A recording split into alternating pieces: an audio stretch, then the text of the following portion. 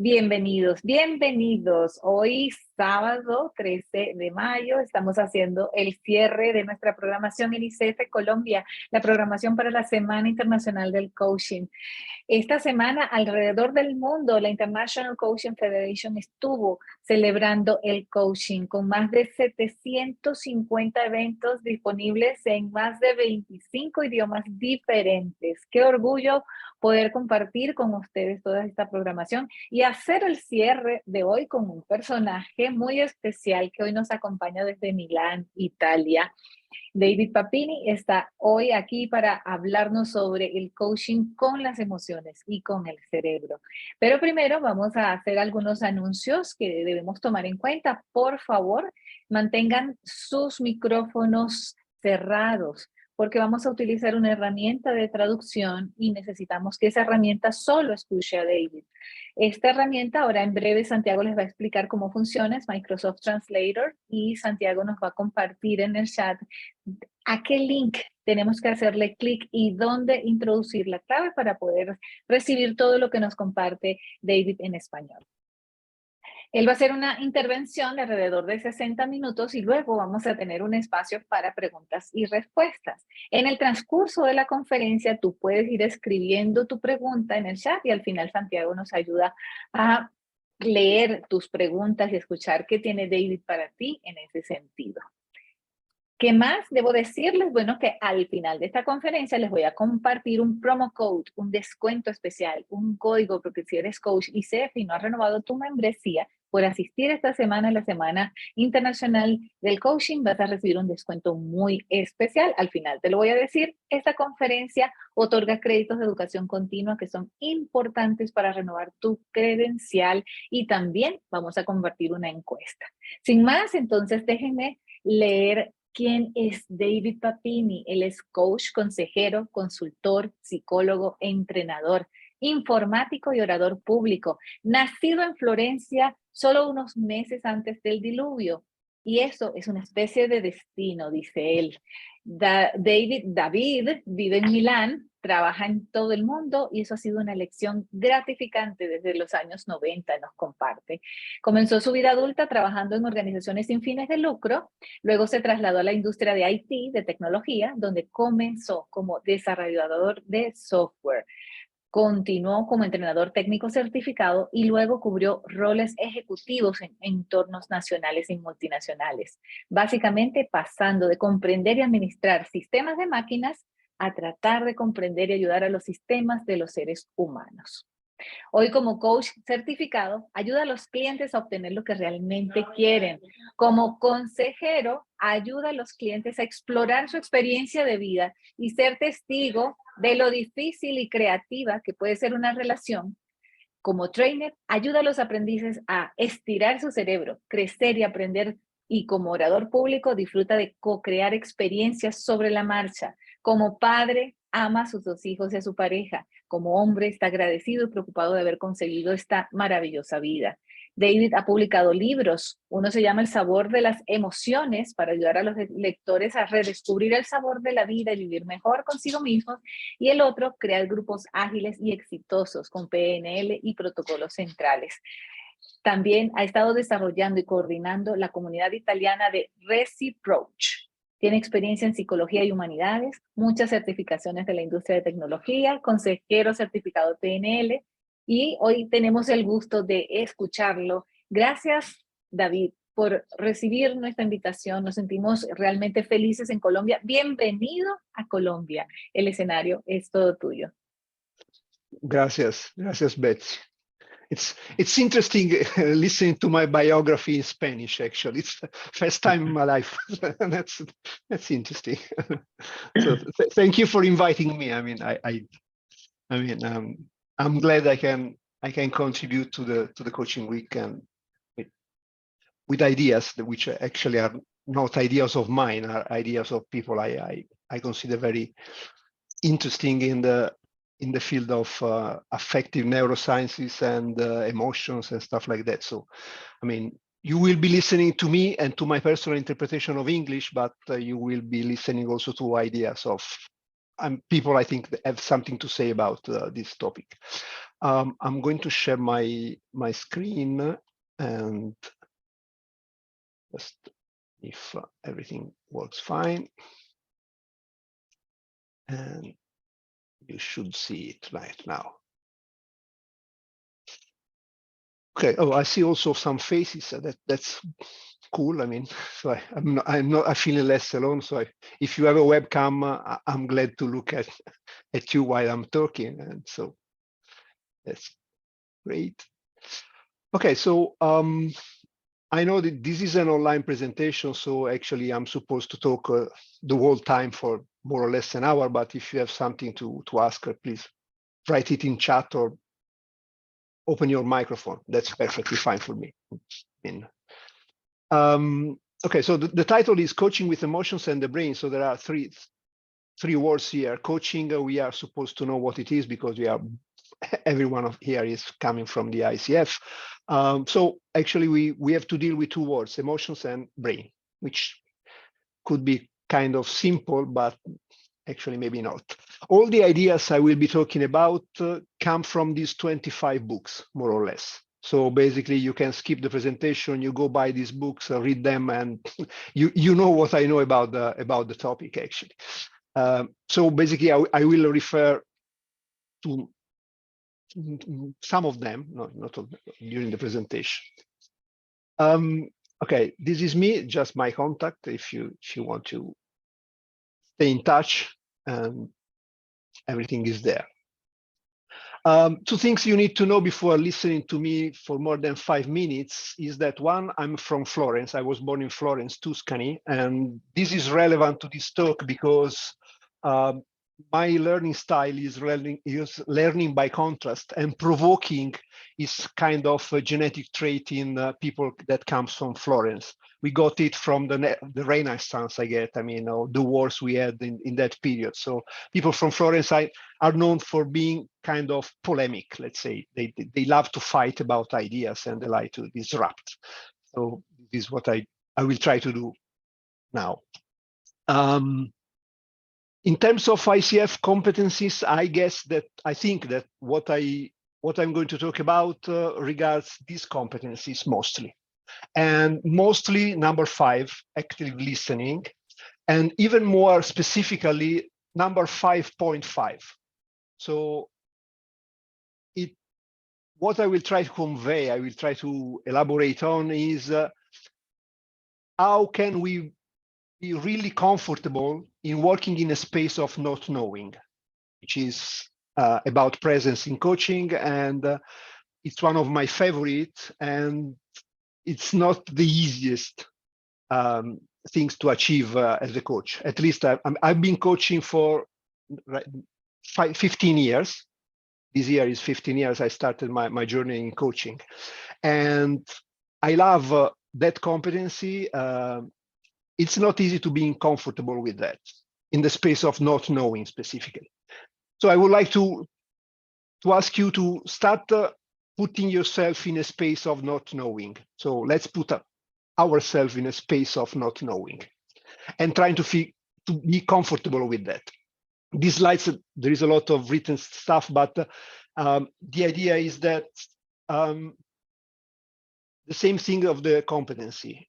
It's a biologist, Stuart Firestein, that says, try to become comfortable with uncertainty. Find pleasure in mystery and being mindful enough to cultivate doubt. So I will not be delivering any kind of certainty in this hour. I will try to spark some ideas that I have, and something that I think is very relevant to coaching. So another warning, this comes from Barbara Fredrickson. Barbara Fredrickson is a scholar, and she has been studying positivity and positive psychology for half a century, I would say, at this point. And so she says, we crave information, but so we crave tools, we crave, we want to know things, but sometimes we not realize that information can be a positivity killer. And coaching I mean, we thrive on positivity. We sell positivity. We tell our clients that they can flourish. So be aware that information is not always what we have to crave for. Okay, so these are just the warning before we start our journey. So the first word in the title of my presentation is emotion. And I've been hanging out with emotional intelligence for like 20 years. I started teaching at the University of Bergamo something like 15 years ago, a workshop about emotional intelligence. And I started thinking that I was teaching to psychologists, teachers, people who had a lot of titles about in terms of knowing about emotions. And I realized that they knew about emotions, but they didn't know what to do with them. So basically knowing everything about emotions and using them are two different scenarios, really. After that, I wrote a book called The Taste of Emotions. And then after that, in my journey in emotional intelligence, I reached to the conclusion that emotional intelligence was sort of an invention. I don't know what you think about emotional intelligence, emotional quotients, emotions, but emotional intelligence was invented at the end of the last century, basically. And I came also to the conclusion that I'm not sure that emotional intelligence exists in terms of something that we can effectively use in our job as a coach, meaning that we are practitioners mostly. I assume that we are all people that coach and they want to coach. So, and coaching is different from academia, from scientific research. So in this sense, I'm not sure that emotional intelligence exists in the science, and also that is quite useful. It is useful in coaching. But let's see. For example, 20 years ago, Stephen Feynman said it's useful that emotional intelligence has become so widespread. So it becomes something like a commodifiable funnel. But the problem is that can be also a trap, because it's easy to sell an idea because you say you need to be empathic. The word emotion, if you look at, if you read the ICF competencies, the word emotion is there, being emotionally attuned with the, but sometimes it becomes something that you keep repeating, but I'm not sure what you can do with emotions in a session. So a kind of a sales tool talking about emotional intelligence. So we need to be aware of this neurobubble. I call this neuroscience with potatoes. So you say neuro something and you sell it, and that's fine. If you're doing marketing, you can say neuroscience, you can say emotional intelligence, something plus intelligence, but that's marketing. What I am interested into is the effectiveness of what we can do in a coaching session. And also there is a risk in coaching. All these years in coaching, I witnessed this risk. It's the risk of solutionism. In the slides, there is also the link. The idea that everything has a solution. And that we as coaches, we work with coaches finding solutions. And what I'm proposing is that solutions is not the coaching business. We are not in the business of selling solutions. We are not in the business of solving stuff. We are in a business that, as ICF says, it's a partnership. It's a partnership toward change. It's not a partnership toward solutions. So this is something I learned while researching emotions. So what we are going to do in the next, let's say, 45 minutes at this point, these are 6 points that I will try to address in my talk. First, number one, while I'm talking, please keep in mind your clients and your profession as a coach. So what I'm talking about, I want to situate it in a coaching session. So not, in the research, scientific research, but think about your coaching session with clients. Second, we will talk about some of the brain favorite tasks. So I will give you an idea of how the brain works according to affective neuroscience in the last research in the last 20 years, and see what the brain does. 24 hours a day. This will raise a problem with mind and brain, and a very problematic question. Are our client and us as coaches really free to choose a path? I mean, we sell change. We say that you can change, you can flourish, you can be empowered.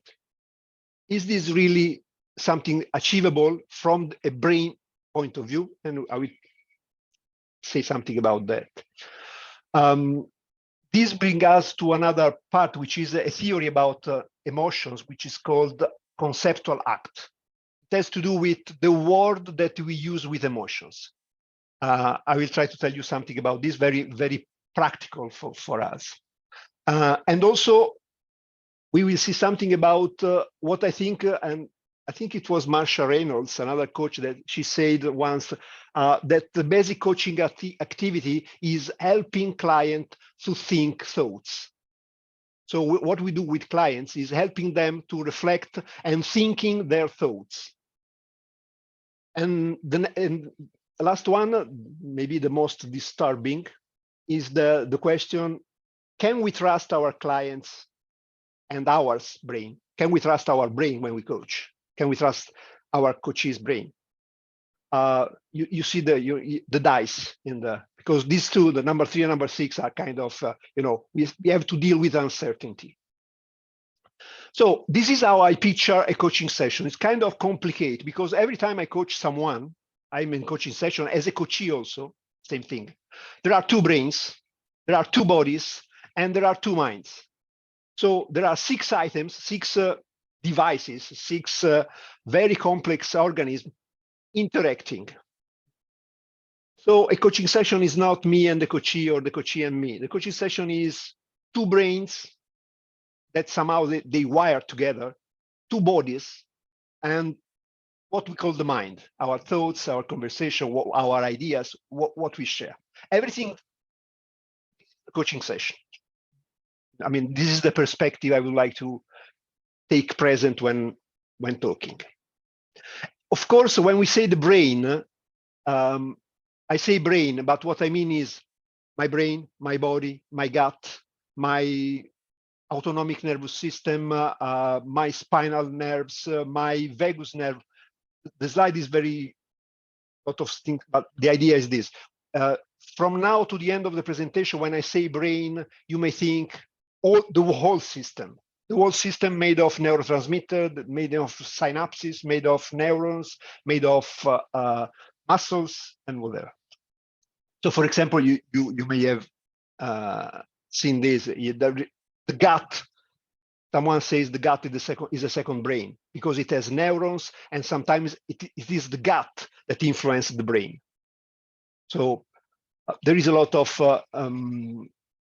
complexity there. The vagus nerve starts in the brain, goes through the ear, the heart, the gut. For example, I don't know, there is something that was very surprising to me the first time I heard that. Take the heart. The heart is beating, okay? So you can feel your heart beating. And when you are, for example, you start becoming aroused or afraid, you start beating faster. And then when you are calm, the heart is beating lower. That's the vagus nerve. Basically, there is a nerve. The heart is beating at very fast, so very, very, very, very fast. And there is the vagus nerve that stops the heart and say, okay, it's kind of a brake. It's called the vagal brake. So our heart, without the vagal nerve, basically would crash because too much velocity. Our heart would beat like this, and the vagus nerve is a brake, and it's braking that all the time. So it's the opposite of what we think it is. Like the heart is beating by itself, and then is accelerating on or lowering. No, the heart would crash if there wasn't a nerve that keeps the rhythm and say, okay, now slower, and you can influence that. So just to give you an idea how complex is the thing that we call brain. Okay, so in terms of the emotion, what I learned is that this comes from Mary Imordino Yang, and this is a book, and the sentence says, is literally neurobiologically impossible to build memories, engage complex thoughts, or make meaningful decisions without emotions. This is a neuroscientist. It says it doesn't matter what you think. In terms of neurobiology, everything is basically emotion. Is soaked in emotion. Everything. Now you may are listening to my words. Actually, you are generating emotions. Everything I'm saying between me and you is soaked in emotions. So this is another of my heroes. Is Dr. Robert Sapolsky says it makes no sense to distinguish between aspects of a behavior that are biological, psychological, or cultural. Everything is intertwined. You cannot just say I'm thinking, and while you are thinking, you are not feeling. You cannot say I'm moving, and while you are moving, you are not feeling or you're not thinking. It happens all together, behind the scenes. So this creates the first problem. This comes from a book. I mean, if you have to read only one book, read this. These are just stories. He is a journalist, so it's not about science. It's about stories with people with irrational beliefs. Scientists, historians, common people. Every chapter is about something very strange. And this is the conclusion. Basically, this kind of report for 10 years, and says a properly functioning brain cannot be trusted to think rationally. So if you are sane, if you are healthy, if your brain works, you cannot be trusted to think rationally because our minds play these tricks without telling us. So this is the first image I would like to keep, which is you have a brain, I have a brain, and that brain, you can picture it as a guy that has its own agenda, but it's not the one you think it is. Because the brain plays tricks to us all the time. Because the brain is like, it's like when you are in a car and there is a guy driving, someone driving, and you are in the passenger seat. And you say, let's go there. And then he says, yes, yes. And then he goes another way. He doesn't care. So our brain has its own agenda and it does what he wants to do. And just try to play trick on us because he wants that we do what he thinks is useful in that point, in that moment. Okay, so I will skip this. So basically, we are dealing, when we talk about brain and emotions, with this counterintuitive notion that intelligence is no protection against strange beliefs. So you see why emotional intelligence from this perspective doesn't make much sense.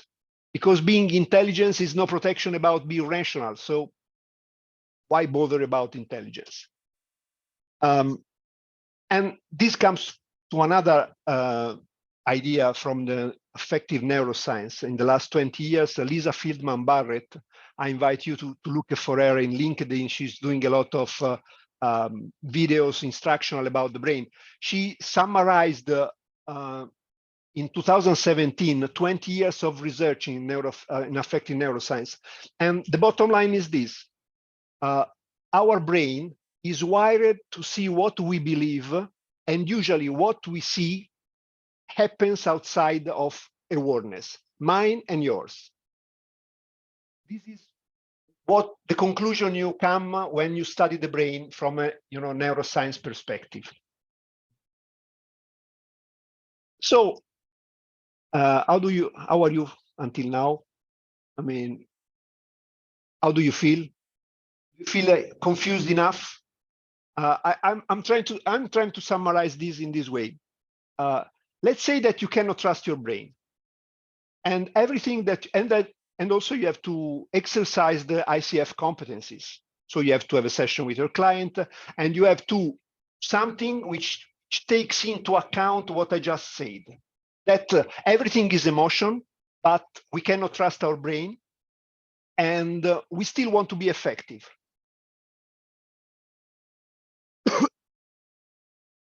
If we are in this at this point, so we are in uncertainty and confusion, and we want to, which is by definition the situation we are all the time.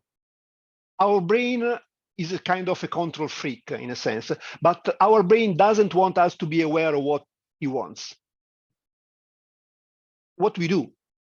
How can we coach in this framework, which is very much less reassuring than a one that says, okay, there are tools, the human beings have a psychology, and they can set goals, for example. Let's think of a coachee that wants to go on a diet. A coachee that wants to go on a diet on Monday. Next Monday, I will go on a diet. Can you help me, coach? How can we put this in a situation where, when we know that the brain has its own agenda, and most of the diets fail, for example, our brain doesn't care about the future. We will see in a while what are the brain tasks, but the brain doesn't care about tomorrow. The brain doesn't care about two things, three maybe. One is our past. One is what's going to happen in the next millisecond. And that's it for the brain. Everything else is a kind of a construction of ourselves. I give you an example because I see Renee. Renee, she's drinking. Hi, Renee. You were there. So Renee was drinking. So this makes me think about, you know what happens when you drink? You drink, you are thirsty. You feel that you are thirsty. Who makes you thirsty? Your brain. Your brain says, okay, the liquid in our body are too low. We need to drink. And you feel thirsty. I feel thirsty, or I feel thirsty because my mouth, and I drink. So I drink. As soon as after I drink enough, I stop feeling thirsty, right? Is this your experience, I guess? Thirsty, drink, no thirsty. In terms of the brain, the interesting thing is that the brain wants you to drink because otherwise you become dehydrated. And the brain is constantly monitoring our hydration level.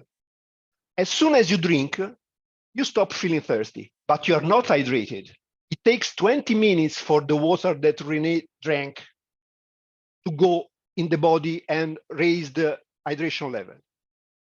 So the mechanism is like this. The brain decides that you need water and feel you thirsty. You drink, and the brain says, okay, don't worry. From now on, I take care of that behind the scene. No thirst. You're not feeling thirsty. And then 20 minutes later, you become hydrated. Okay, everything works like this for the brain. The brain is there that says, oh, what's going to happen in the next milliseconds? We will need water. Let's take the guy and tell him that he is thirsty. But the same is with the gut. All our brain, all our system is predicting what we need in the next 5 minutes. But doesn't care at all about our pension plan, diet, what's in my agenda for the next week. The brain doesn't care.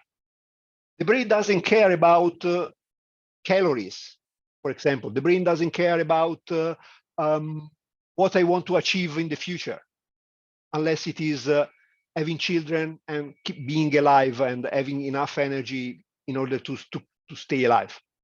That's the brain business. Everything else is something that we call the mind. And we coaches, we want to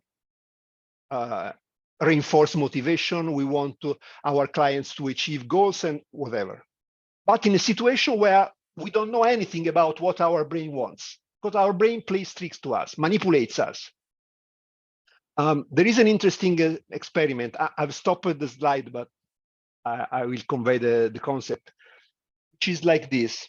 You talk, and you are recorded while you talk. In the slide, you will find the reference.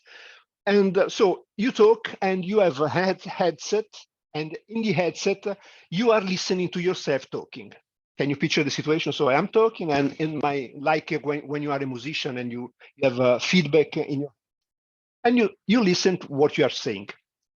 The experimenters change the word that comes to the headset. So for example, I read something like, today is a beautiful day. And in my headset, I hear myself saying, today is a wonderful, beautiful day, and with a word more. Then the experimenter asks to the person, what did you actually say in this moment? And you said that you said what you heard in your headset, not what you actually said. This is an experiment that demonstrates that our brain knows what we say after we said it. I give you some seconds to land the idea. Basically, these kind of experiments demonstrate that our brain becomes aware of what we become aware of what we said after the fact, not before. It's strange, right? I just said it's strange, right? And what I have to know is that before saying this, my brain had no idea what I was going to say. So kind of, disturbing in terms of having certainties with our brains. So how do we coach like this? At this point, I have to make a choice. I don't know. One thing is that I can show you what is the best coach I know. His name is Japet the Goat, and it's a small cartoon that I may show you. I don't know if it works in the presentation. If you want, we may try. Otherwise, we can go on with the slides. I would like to show you this because it gives you an idea of what could be a wonderful, a masterful coach in a situation where you cannot trust your brain, where emotions are everywhere, but you don't know exactly. So in a situation of very complex and complex variability. Would you like me to try to show you this cartoon? Santiago says yes. I will try to show you. Let's see if it works. Yes, sir. Let's do it. Otherwise, let's give it a try. So I stop sharing my slides and I try to share screen, but I want to share a video and sound and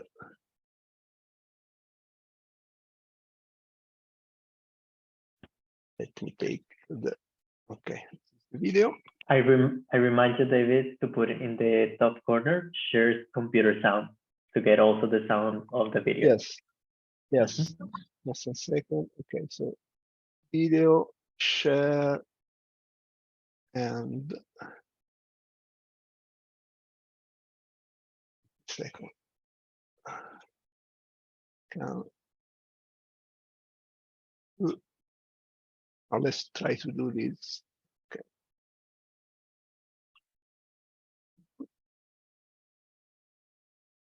Maybe I can also use the PowerPoint. Maybe let me see. Okay, you can see this. Just have to share screen, share sound, and this screen share sound.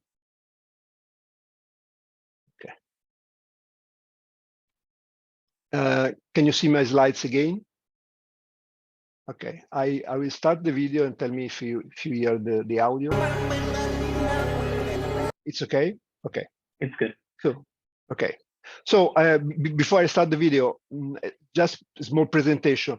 You can picture this as there is a client, and this client is looking for a coach because she has a problem. She has to find someone.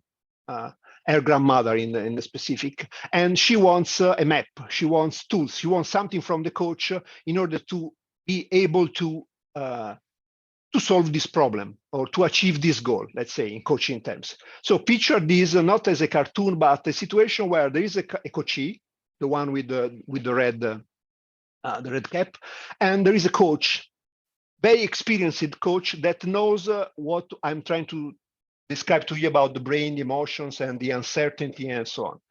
And so let's start with the the goal setting part. Hello?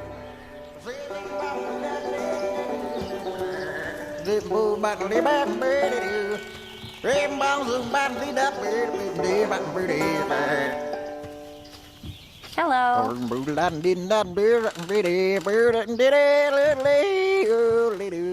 I'm looking for Granny Puckett's house. Granny Puckett. Could you stop singing for one moment? No, I can. I wish I could. But a mountain witch done put a spell on me 37 years ago. And now I gotta sing everything I say. Everything? That's right. You just talked! Just now! Oh, did I? Did I? Did I? Did I? Did I? Did I? Did I? Did I? Did I do? Granny? What's that? Who's there? It's Red. I'm on my way to come see... Oh, my dearie, I'm not prepared. I need to put down fresh doilies. Ah! Granny! Granny, what's wrong? Gotta go, Munchkin. Banzai! Oh, no. Mr. Goat, my granny's in trouble. I've got to find a way around the mountain fast. Well, you came to the right goat. Oh, good. So, Just now. okay, so this is something like this is the contracting situation. Okay, so this is the issue. There is a client, there is a problem, and there is someone that's offering it. I mean, Red is asking for Red to jeopard the goat. Okay, so this is the. I know it's weird, but I don't know if it's a privilege, but this is a way for you to pick in my mind what I figure out when I coach someone. This is what happens inside my mind. Actually, I see Jeppet the goat, and I see, can I be good as Jeppet in coaching? Let's see how it goes, the coaching session. Oh, good.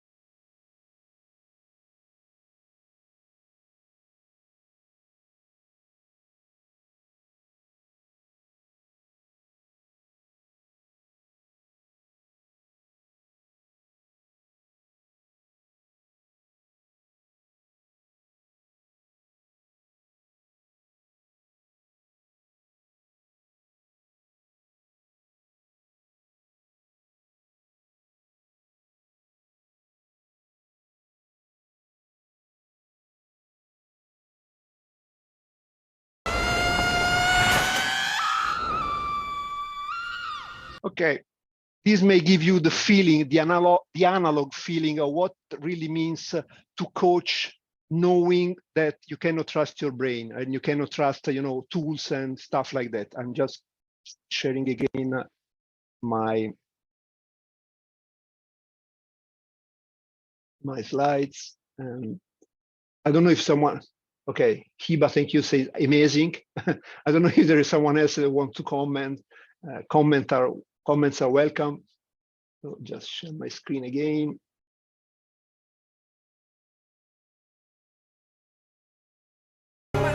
Okay, can you see? So at this point, you can see why I hate the word manage, the verb managed about emotions. Compare what I just showed you about a coaching session, how it goes in my mind.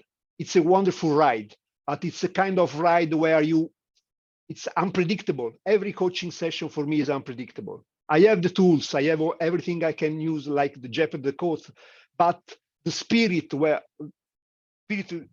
I have to use, the spirit I have to be in as a coach is something that takes into account uncertainty and not trusting my brain. Stuff which can be also sometimes weird, but managing emotion is not really possible, actually. Because you cannot manage this. Picture managing some problematic emotions. What we can manage actually is behaviors, not emotions. Or we can really manage this. This is a nice picture, but gives a completely wrong idea about what are emotions actually. In the last century, we thought that emotions are kind of situation in our body and our brain. And then we can, a lot of scientists for 1 century, they try to find what's called the emotion fingerprints. Something like, okay, I'm sad. If I am sad, how do I feel? There are some parameters in my body, in my brain, so that I can distinguish being sad from being, for example, melancholic or being shame. They try to find something like that. And there is also this idea that when I am happy, my brain is different from when I'm angry and so on. So something like that I call it the topological view of the emotions. Like you say, you feel anxiety here and you feel something else in your brain. Actually, what affective neuroscience found in the last 20 years is that there is a phenomenon in the brain which is called degeneracy, which is not something forbidden or it's just the fact that the brain takes part of the brain and use it for what it's needed in the moment. So there is no area for fear, no area for happiness. There is no brain zone. The brain is a network that repurposes the neurons and the zone for what is needed. So it's extreme degeneracy in the neuroscientific terms is the same as neuroplasticity. So you will never find, according to this theory, which is by Lisa Feldman Barrett, you will never find emotion fingerprints in the brain. Because the bottom line is this. All the brain, from the anatomical point of view, is structured in a way that no decision or no action can be free of interoception and affect. So it's all together. No matter what fiction people like us tell ourselves about how rational they are. So we are not rational at all. This is why Jeopardy, the goat, the great coach. Because he's weird. He's not afraid of using tools about throwing them away and then singing and telling stories which are not completely true and are not completely false. And then he goes for a ride with a client. Okay, so why is this? I mean, why we are like this? With a brain that plays tricks to us, full with emotions that we are not aware of, because make us able to go for the ride. So the ride, with all a lot of stuff happens in a life. If our brain was like kind of rigid, kind of predetermined, it wouldn't be able to keep us alive. So it's interesting. This is the concept that comes from Nassim Nicholas Taleb. Our brain is anti-fragile. That means that it's not robust. It's able to deal with the unknown. So in other terms, what I've learned from the neuroscience is that our brain is sort of a device that continuously evaluates risk. It's kind of the control freak, in a sense, our brain. It's like keeping what's going to happen right now. What can I predict that is happening right now based on my previous experience? So in a sense, psychoanalysis and Freud was right. There is something that goes behind the scenes in us and what we see of what the brain does are emotions. So the point of view is like this. It's not that, for example, we feel fear because there is something frightening in front of us. It's the opposite. If you see the process from the brain creates fear because he thinks that in this moment, fear is appropriate. It's completely the opposite. I'll give you another example. Now I am talking about in front of you in Zoom. Let's say I am embarrassed, or I'm wondering, am I doing good? Am I explaining myself or whatever? You may say, David is feeling embarrassed because there is other human beings staring at him and he has to perform. Okay, so I feel X because something that's happening. So emotion is a reaction. I'm walking at night in the dark, and someone comes to me in a alley, and I'm fearing because I don't know if maybe it's it's a criminal. Or this idea is completely wrong from a neuroscience point of view. It's the opposite. The brain says, okay, based on the previous experience in David's life, and also in evolution, in being an Homo sapiens sapiens, having people of my species watching at me can be dangerous. So the brain says, okay, according to the data in the past, having some people watching at you, it's dangerous. So you have to, for me, the brain, you have to flee. You have to run. How does my brain make me run? It makes me feel fear. Okay, so when I feel an emotion, it's my brain trying to have me do something. It's not me reacting to something that happens in the environment. And let's go directly. Okay, so basically, this is from Stephen Porges, another neuroscientist. Is the author, the inventor of the polyvagal theory, very interesting also in terms of coaching. Basically, what's happening all the time for our brain is the brain processes information everywhere, inside, outside ourselves, and then decides what is needed in the moment. And then tries the harder he can to make me do what he wants. Okay, so my brain is not my ally. And I mean, and it works fine because we have millions of years of evolution. Working this way, the brain kept our species alive. The problem comes when you want to coach. Because when we coach, we say, now we want to help someone to change. So I say, I want to lose 10 kilos in 3 months. Dear coach, can you help me to do that, setting goals? And the coach say yes, and then they contract. But if behind the scenes, what happens is that my brain and my coach's brain has its own agenda, and it doesn't care about having, eating less in a world where food is everywhere, doesn't care exercising more when there is a very comfy couch where I can stay and watching Netflix series all the time. Okay, so this is how it works. The brain evaluates risk, and for the brain, there is no risk in waiting, I'd say, having 10 kilos more of weight. No risk at all. We need to convince our brain, we need to co-opt our brain to achieve our goals. But we need to know that the guy is not there for us to achieve our goals. He's there to, as a very specific agenda. And this brings us to the brain's job, what our brain does all the time. It simulates what's going to happen in a second, what would be outside there.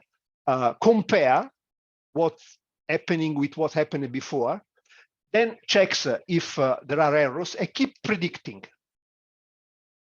And this explains almost all the activity of the brain. This comes also from Lisa Feldman Barrett book. And this is a summary of the brain's job. Imagine a situation where there is the outside environment, other people, the climate, where I am, where I'm sitting, where I'm, and then that's right. On the left, there are what the brain does, prediction. And the mix of prediction and sensory information creates reality. If the brain creates prediction and there is nothing outside, this explains, for example, illusion, hallucination, optical illusion, everything that we experience, which seems true, but it's not. You know, it optical illusion and stuff like that are not there, but are see there. But also explains color, for example. Color, you know that in nature there are no color. Color is something that our retina gets from the light waves, and then our brain processes it and we see color, we see red. But there is no red in nature, right? So this is called prediction. The brain creates the reality. And the funny thing is that all the scientists were quite agreeing of this, except for emotions. So everyone says, okay, yeah, it's true. There is no red in nature.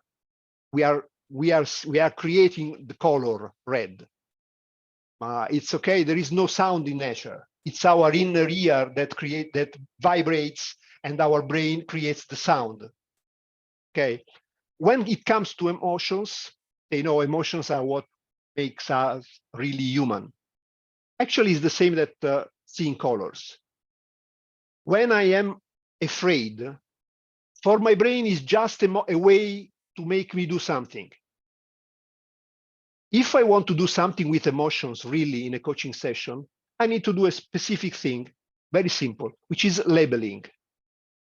Meaning, I feel in a way. I have to know that if I'm feeling this way in this moment, it is because my brain decided that is perfect. This is something that I have to do. I can label it.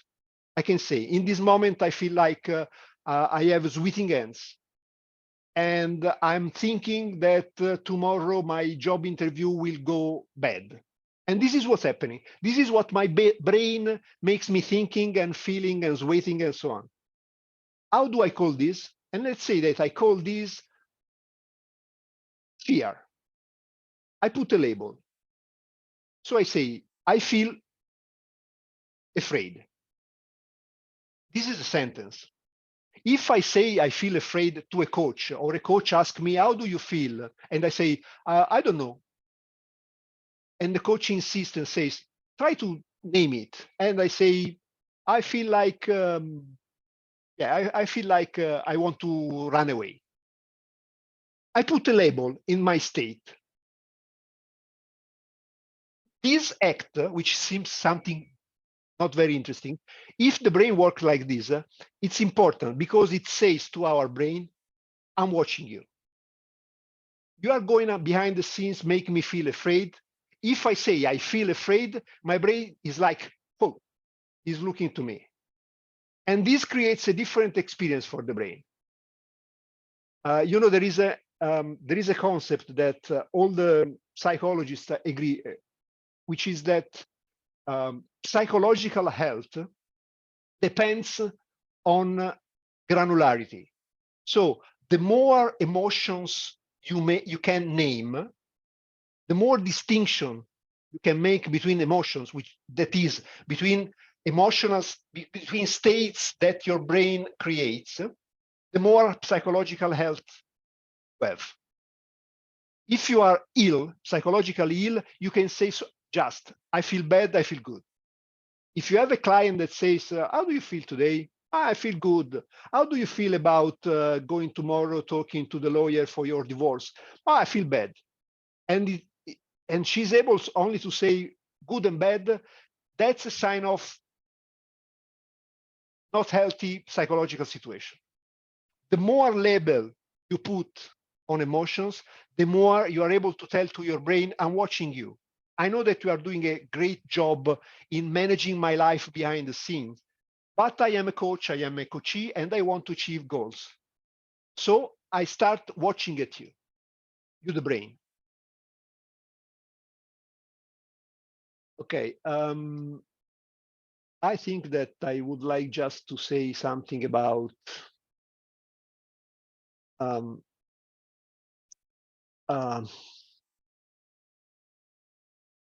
okay, I just go to this bottom line. When it comes to science, what we can say about the brain is that what we see, what we hear, what we taste, what we touch, and what we feel are largely simulation of the world, not reaction to it. I would like to, this is the core of what I was trying to say. We are not reacting. Emotions are not important because they talk us about how we react. Because for that, there is just behavior.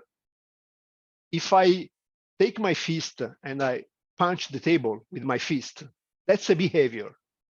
And you may infer that I am angry or that I am stressed or whatever. And that's the behavior. Behavior is enough for reaction. Emotions are not behavior. Emotions are something different. And they are important because in terms of the brain, they tell us how our brain is predicting what is going to happen right now. So in a coaching relationship, it's very important to pay attention to emotions, but for this reason, not because they are reaction and because we want our client becoming aware of emotions. Because we want that our client is aware of his behavior, expected behavior. We want our client to be able to label emotions. That's a safe process, and that's absolutely sometimes life-changing. Being able to say, I feel desperate in this moment, meaning the situation I am in right now, the thoughts I have, how my body feels, I call this desperation. This is kind of healing without becoming psychologists or psychotherapists. I mean, become just coaches. Naming emotions is, my suggestion, the practical tool. Jeppet de Goat had a lot of tools. I mean, the only tool we need from this point of view is the ability to label emotions. These co-opt our brain in helping us to achieve our goals. And okay, I won't talk about this. And I would like to finish with this. Everything I said based on the work of Lisa Feldman Barrett and affecting neuroscience. 20 years before, Daniel Kahneman, which was he was a Nobel Prize for economy, but he was a psychologist actually, wrote this book, which is very interesting because it talks about, it's a model of how the brain works. What I said to you until now, it is about what neuroscience tells us about how the brain works. But this is a model that says exactly the same thing in a more metaphorical way. Kahneman talked about two brains. He said, if I look at behavior of people, I say there are two brains. I call them system 1 and system 2.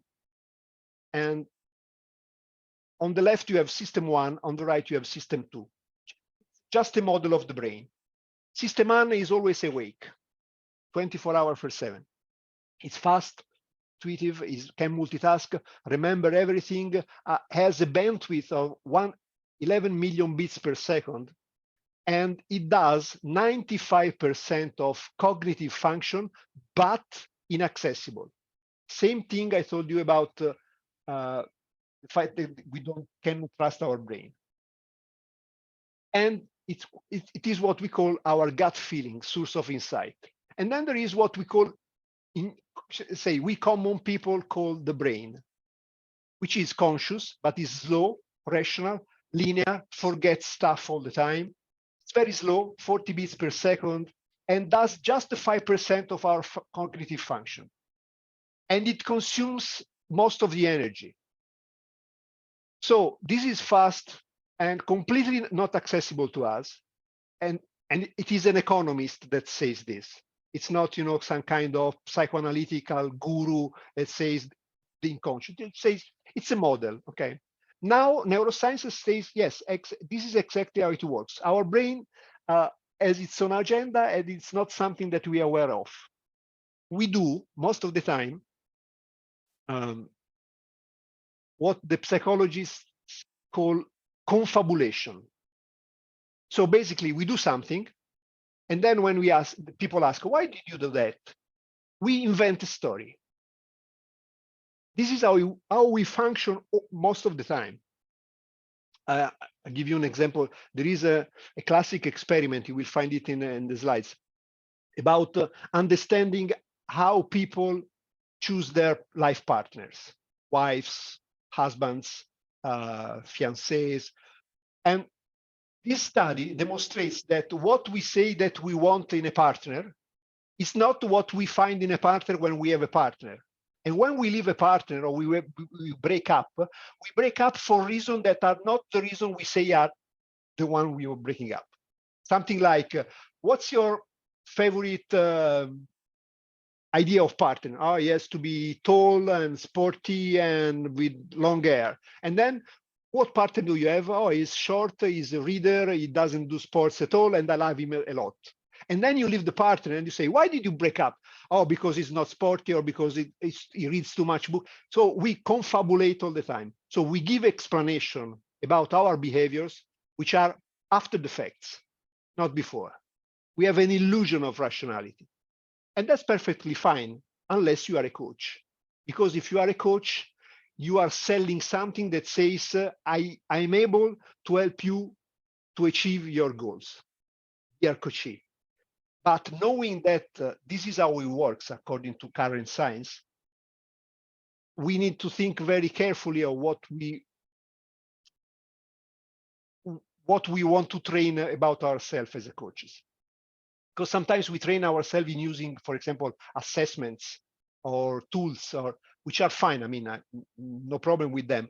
But that's not the essence of coaching, because the essence of coaching is having a brain, co-opting the coach's brain in helping the coaches in achieving what the coach says he wants. I guess I would like to say I'm finished, actually. Maybe I can finish with this, just giving you the link for Jeppet the Goat in Spanish. I found that there is also the version in Spanish for Jeppet the Goat, and I will put in the chat, just if you want to remind of that. I would say that's Jeppet the Goat. I consider the most important part of this talk. And I put it in the chat. Thank you, David. Para todos, mi nombre es Santiago Barragán, soy el director de educación continua del capítulo de Colombia. Qué placer fue tener a David y estar juntos en este espacio de aprendizaje que va un poquito más allá de simplemente las competencias de coaching y nos intenta iluminar un poquito de quiénes somos como seres humanos. David, I want to, before we start the QA session, I want to be respectful of your time. How long would you like to go on the QA? Because I'm sure many people would be interested in asking a couple of questions, follow-ups, but we want to work with your timing. So. Oh, yeah. I mean, I have no constraint, actually. It's Saturday afternoon, so at this point, I mean, All right. and so let's see how it goes. According to your... Sí. Bueno, mi invitación es que pongan sus preguntas en el chat a las personas que hablan en español y estaré moderando con nuestra presidente las preguntas. For everyone who speaks English, I'll be moderating. My name is Santiago Barragan. I'm the director of continuous education of the chapter. Please put your questions in the chat and I'll be moderating some of the questions. So, David, to start with, many people might be exposed for the first time to this kind of knowledge and ideas. And some people might feel daunted and maybe overwhelmed. Do you have any advice for the people who feel a little bit confused and surprised for how much information there is here? Sorry, say it again. I'm not sure. So, that's okay. Do you have any recommendations for the people who, for the first time, are just visiting all of these concepts? I would say trust your gut. I would say if you feel that this is disturbing, you know, or trust your gut. If you feel that somehow, I mean, this happened to me. If you feel that something can be useful to you, just take one of the books that are there and read that. And I mean, this does not necessarily change immediately what you do in a coaching session. It's something more like the kind of glasses you have to wear when you work with human nature, I would say. So in a sense, ICF does a great work in saying, okay, don't worry about anything. Oh, sorry, they are telling that the link is not on the chat. I just put it again to everyone. Okay. And so basically you can trust the process. This is something that in ICF we say all the time. Coaching works. So trust the process. And if you want to know what's going on behind the scenes and you want to change your attitude as a coach, start confronting with uncertainty. So for example, start deepening this concept of system 1 and system 2. The fact that try to become confident with uncertainty, which is important because sometimes we as coaches, we crave for, you know, something which is certain. We want certainty all the time. It's our brain that wants that we feel certain. So basically, something like Jeppet the goat. Keep coaching, keep riding. Basically, I do not intend to say what I'm saying in terms of everything is complexly complicated. You have not to care about that, but you need to deal with uncertainty. You need to acknowledge uncertainty in coaching as a feeling, as a situation where we are all in. Me as a coach and the coachee. Thank you. We have a question from John George. So he mentions, in what way do you think the current neuroscience supports our coaching methodologies? For example, a coach from beginner's mind, or what do you think specifically he mentions? What about writing, taking notes as you are in a coaching session? About writing, sorry, say it again. Taking notes as you are in a coaching session. Is that something that supports, is the neuroscience supporting the practices and the things we are supposed to do? Yes. I mean, taking notes, I picture the situation where coach and coachee and the coach is taking notes. So together they are taking notes. Both of them are increased presence.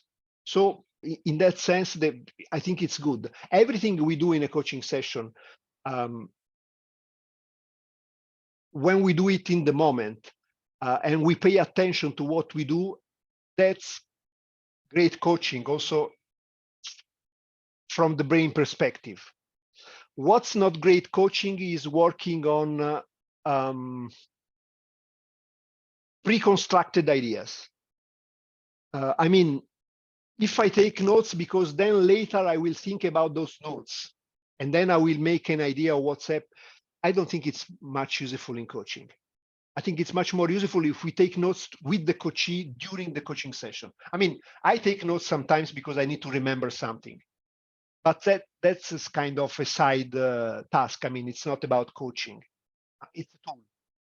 Taking notes together can be a way to help our brains to stay present in the coaching session. So I would say yes.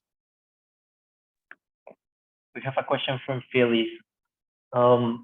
What happens to the concept of managing emotions in emotional intelligence literature? I would imagine it's referring to the 90s to Daniel Goleman and how it. Yeah. Okay. I don't remember if I mentioned that I wrote my Master of Arts dissertation. The title was "The Invention of Emotional Intelligence." So I studied all the story of the word intelligence and all the word emotions and how we came with emotional intelligence.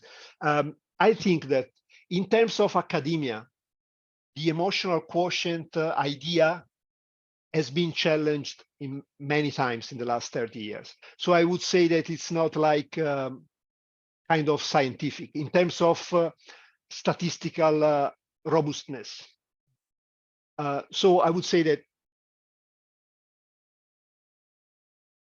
emotional quotient tries to measure something.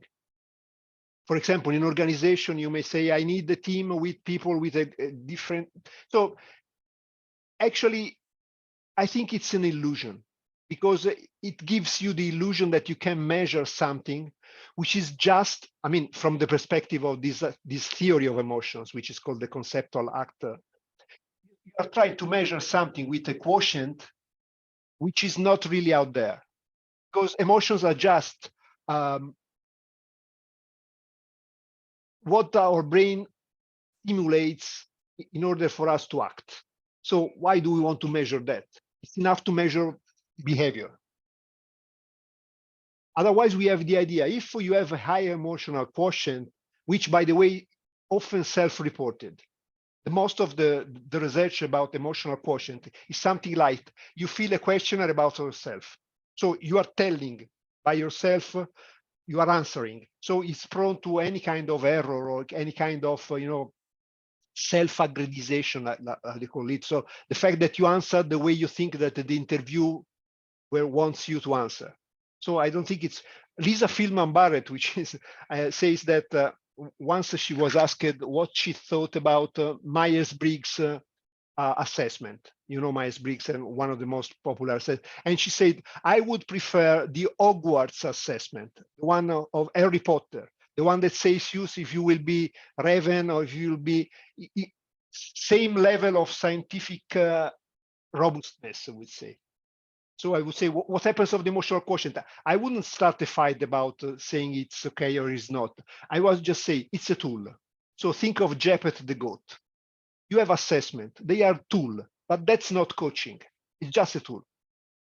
Okay, you can use that tool, but you can use whatever tool you want in coaching, according to what your coaches want to achieve, and cooperate. You co-create tools, I would say. So, for example, in my experience, I give assessment sometimes to my coaches, but it rarely works well. It's not the core. I do not have any.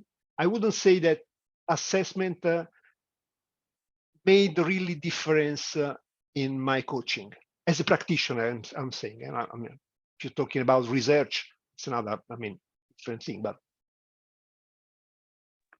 all right, next question.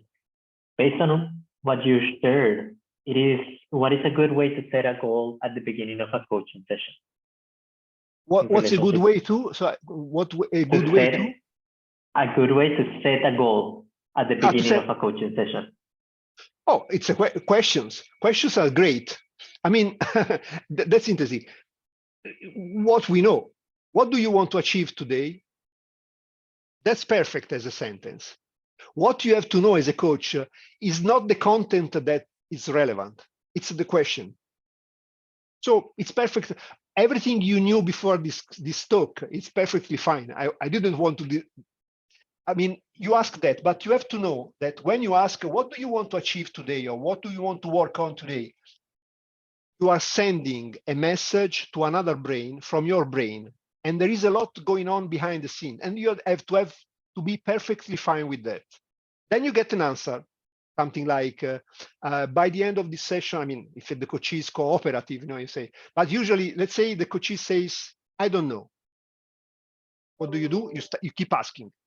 You ask, how do you feel? If you knew that, you go the same, but with a different feeling in the background, I would say. So I guess that my talk was mostly about the feeling that you may have in the background when you coach. It's like, think of Jeff at the quote. You say, what do you want to achieve today? You have to ask that, but with the feeling that you are not sure what you're asking. I don't know if it's too philosophical, but that's the feeling. I mean, the way to say, okay, dear brain of Kochi and my brain of mine, I'm asking a question. These set things in motion that are happening with my Kochi and between us. Don't trust the answer. Never. You have to trust the Kochi. My coaching teacher used to say 2 things you need to do in order to coach as a master. First, do not stay between your coachee and his goal. Stay aside from the goal of the coachee. 2, be comfortable with not knowing. But what is comfortable with not knowing?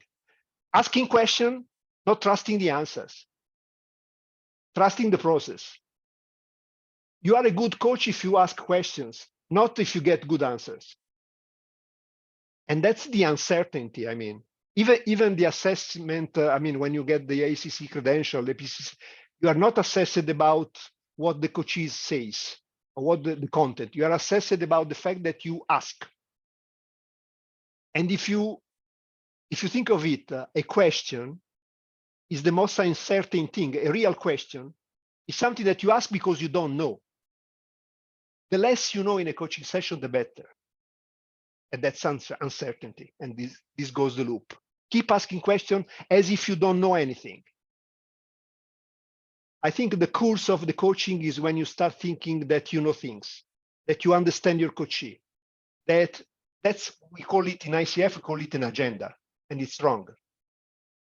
In coaching, you don't have, as a coach, you do not have to have an agenda. You have to ask questions. And keep this idea of uncertainty, because if you keep the idea of uncertainty, you keep the idea of possibilities. I also have something, I mean, I could share a story here, but maybe there is no time. Gabriel asks, besides labeling emotions, how else do you recommend approaching them in a coaching session? How do we approach emotions in a coaching session? Asking about them and labeling them. How do you feel? How do you call this state are you in now? What name would you give to this the way you are feeling? Label them. That's always enough in coaching, I would say. Because if you label an emotion, you ask the coachee to name, you keep asking, how do you call this state you are in now? I give you an extreme example. If you have a coachee that is crying, starts crying during the coaching session, what do you do? Picture the situation. If you want to coach, you have to ask, how do you feel right now? You cannot assume that because he's crying, and you cannot ask what's happening. You don't care about. Okay, how do you call this state are you in now? Is it sadness? Is it anger? What it is? Give your, and it's not important that the name is correct, actually. So it's not important that the coachee answers rage or fear. It's important that the coachee gives a label. Together, you say, we call this situation in this moment, the way you feel, we call it sadness, or we call it the metaphor. No problem. The important part is labeling and not working. I mean, if you start saying why you feel like this, you become a psychologist, and that's different, different profession. We as coaches, we need to be naive in this. We need to ask questions. We need to help coachee to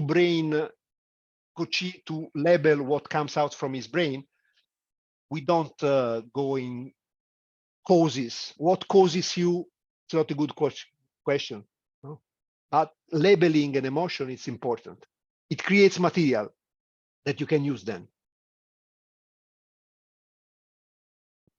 All right. David, is there any specific habit that you think that every coach should have in their own practice or their own development that would just pay off in the long run? I would say everything that challenge your beliefs, everything that makes you feel a little bit uncomfortable, I would say once a week or once a day. Something that you feel that it's not really good or right, and you keep the feeling, because this avoids the risk that you start trusting yourself too much. That's a problem in coaching. I would say find something that makes you feel a little bit uncomfortable. Challenge something that you think it's true. And try to think, what if it's not like that? This is what neuroscience taught me, actually. And you can, don't trust your brain and be happy. That's, I think, the slogan. You can be happy not trusting your brain more than if you trust it. Nos estamos acercando al cierre. Si quieren poner un último comentario para David, por favor, pónganlo. Quería recordarles a todos los que hablan en español que pueden evaluar la experiencia de este conferencista, porque para nosotros es muy importante saber cómo mejorar, cómo podemos seguir trayendo el mayor valor posible a los miembros de nuestra comunidad. David, is there anywhere on the web that you want to point people to learn more about you, about your work, books? Actually, I'm on LinkedIn, and I have a website, but it's not very updated. It's called davidpapini.it. And yeah, just that. See you on LinkedIn if you want, or around in ICF. And thank you for the opportunity. As you may have seen, I love to talk about this topic, so thank you for the opportunity. Betsy, ¿quieres hacer algunos comentarios de cierre, por favor? Sí, claro que sí. Les voy a dejar aquí en el chat el perfil de LinkedIn de David. David, también te voy a invitar a conectar, por ahí nos vamos a ver. Muchísimas gracias, David. Ha sido un placer escucharte el día de hoy. En verdad, en Colombia nos sentimos afortunados de tenerte en nuestra programación de la Semana Internacional del Coaching y esperamos que este sea el comienzo de muchos encuentros. Thank you very much, David. Thank you very much. We feel honored to have you in Colombia this week, and we hope this will be the beginning, just the beginning of several talks, several conversations, and anytime you are more than welcome here in Colombia. We will be waiting for you. Thank you very much. I look forward to more sessions. Thank you. Yes, thank you so much. Y bien, para todos ustedes, muchas gracias por su participación. Allí quedaron preguntas en el chat, preguntas fabulosas, comentarios extraordinarios. Pueden escribirle a David a través de su perfil de LinkedIn. If you didn't receive answer to your questions, you can contact David through his LinkedIn profile because you made awesome questions and awesome comments. Thank you so much for your participation today. Por favor, evalúen la experiencia durante esta conferencia, cómo se sintieron. En ICF Colombia estamos comprometidos con traerles programación interesante, que nos hagan crecer personalmente y profesionalmente. Así que puedes darle clic al link de evaluar tu experiencia. The survey of satisfaction is available in Spanish and English. We would like to hear your comments. We would like to improve our agenda for future events. Thank you so much. Y también hay una información muy especial. Si tú eres coach de ICF y aún no has renovado tu membresía, por asistir esta semana a nuestros eventos de la Semana Internacional del Coaching, puedes usar este promo code para renovar tu membresía o para afiliarte por primera vez. Este código está vigente desde el 8 de mayo del 2023 hasta el 17 de mayo del 2023. Puedes solicitar también tus créditos de educación continua a través del correo afiliaciones@icfcolombia.com. Muchas gracias por su participación. Ha sido una semana espléndida. Ahí en el chat acabo de dejarles el link para nuestro canal de YouTube y está el playlist de la Semana Internacional del Coaching. En unos minutos estaré subiendo también la grabación de David también. David, I just shared through the chat the link to our playlist in our YouTube channel to all the conferences. In a very short moment, I will be also sharing your recording. Thank you. Gracias a todos. Que tengan un excelente fin de semana. Sigan a ICF Colombia en todas las redes. Estamos en LinkedIn, en Facebook, en Instagram, estamos en YouTube, para que siempre estén enterados de lo que está pasando en ICF y de nuestra programación. David, we are in all our social media, Facebook, Instagram, YouTube, LinkedIn as ICF Colombia. We hope to see you there. And all of you, more than welcome. See you there. Ciao. Ciao, ciao. Ciao. Ciao.